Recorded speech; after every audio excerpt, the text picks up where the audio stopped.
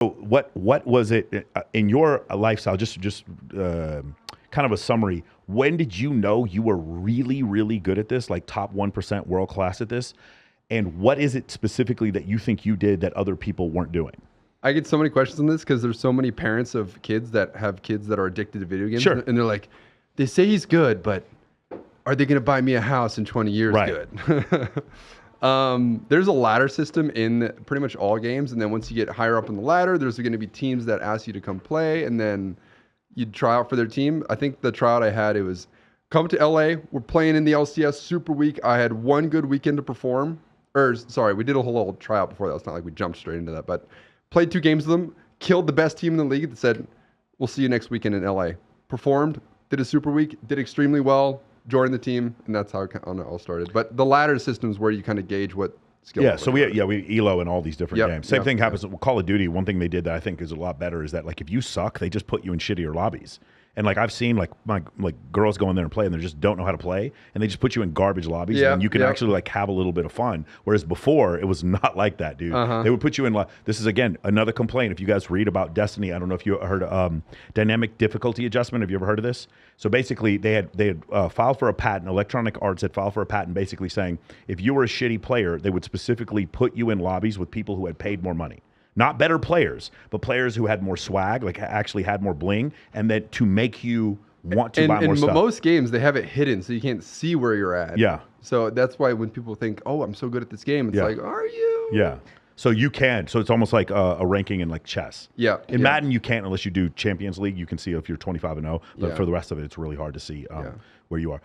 So that's interesting. Can you describe again? I want to get into the intricacies. Like, what is support? Like, how does this game work, man? No one's gonna care about this. I'm thinking of like they are. This. I'm telling you they will. I'm thinking of like 5-on-5 basketball. Like, what is the thing? Okay, here? that's a good way to put it. Yeah. So there's obviously the point guard. There's the center. It's pretty similar where imagine someone who passes the ball and only passes the ball. Yeah. That's support. Okay. In League of Legends. So health, shit like that. Is that what it is? Yeah. I'll heal you. You'll kill everyone. Okay. Yeah. Okay. That's what I did. He's being so humble. He's known as the best Thresh ever. And that's the best support you can be. No one's going to know what we're talking about. But It doesn't matter. Know. Like that's my audience is just like that. We're into everything. We read everything. We do everything. I'm just very curious. That's awesome. I know you're a huge book guy. That's awesome. Yeah. How would you describe how he plays and why he's better than other people? Oh, this is going to be interesting. I think he is a really good support. He does play a really good Thresh. Don't act like you know what you're talking about. His hook is all right sometimes. I don't know what hook, thresh, and support mean. So, all right. She's talking out of her ass right now. No, I'm not. Thresh has a hook, so he has the ability to hook people and like pull them. So Thresh is a character? Yeah. Yes. Okay, got it. All right, you have different So characters. there's like 140 characters. I'm pretty known for one specific one. Oh, okay, got it. All right. If someone would play against me, they'd ban that champion, so I wasn't allowed to play him. That's pretty common. Okay, yeah. Again, same thing I've seen in other tournaments for other games. Certain plays or certain players are banned from certain things. So I was just always interested in how this works. Would you say, where would this rank? Like, because I know, like, FIFA Ultimate Team, that thing is way up there on Twitch, right? Way higher than Madden, way higher than 2K.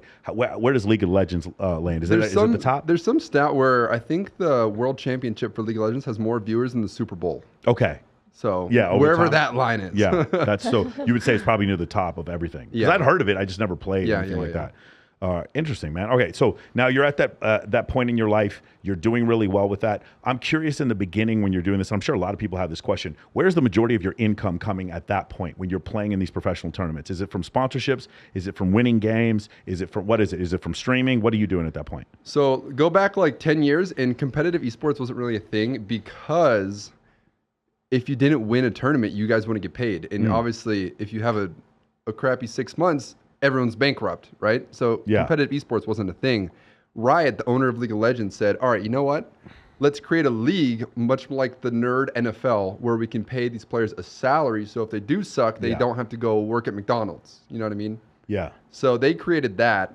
And then, does that answer your question? Have you seen 2K is now doing a thing where every NBA team gets 5 or 6 or 7 guys. They live in a house together. So the Mavericks have a team, the Dallas Mavericks do, and they have to play. There are 5 guys on the squad at the same time, and they practice together and they play competitively. Have you seen this? Interesting. No, it sounds awesome. So it sounds kind of like what you're doing there, except you have 140 characters that you can go with. There's so many owners of the NBA or mainly the NBA, but they're investing into these esports teams. They're Yeah. just dumping millions and millions into it, hoping it blows up one day. The reason why this is so fascinating to me is I'm a 45-year-old man, but yet I find myself watching people play video games. And I thought it was so stupid at first when I was like, man, I would never watch. And then you watch like world class, like say Swag at what's it called? Call of Duty. Like those guys like that. And I watch them and I'm like, God dang, these guys are freaking incredible. Like watching people at the best of what they do. I can't play basketball like Michael Jordan, but watching guys like no scope headshot somebody far away, or like the best player. Who's that dude? Ninja,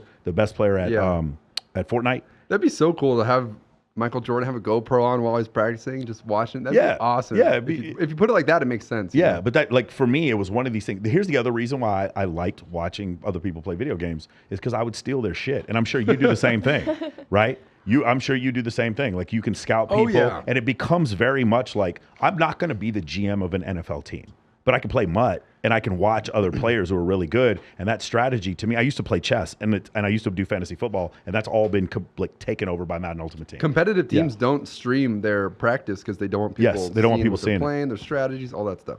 Yeah, it is really interesting how that whole thing is growing so quickly. But it was something that I was skeptical about before. And then now I just find myself watching like the best players at different games all the time, just because the amount of work they put into it and the amount of strategy is just. I love how amazing. intrigued with all your different categories you are. It's awesome to. If you guys ever have a chance to talk to Michael, pick this guy's brain. Yeah, right? well, we'll talk about evolutionary psychology here. So